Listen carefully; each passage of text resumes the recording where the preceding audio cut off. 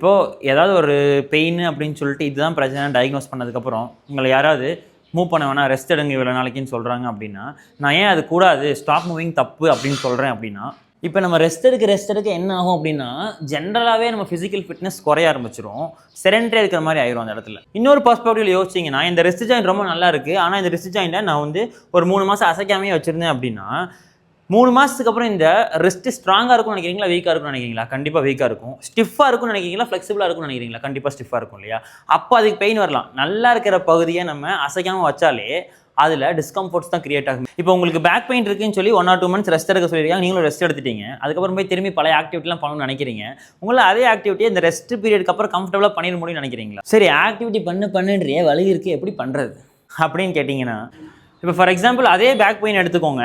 30 நிமிஷம் நடந்தால் வலிக்குதுன்னு சொல்கிற ஒரு பேக் பெயின் பேஷண்ட்டுக்கு 20 நிமிஷமோ 15 நிமிஷமோ நடக்க சொல்லலாம், வலிக்காத அளவுக்கு.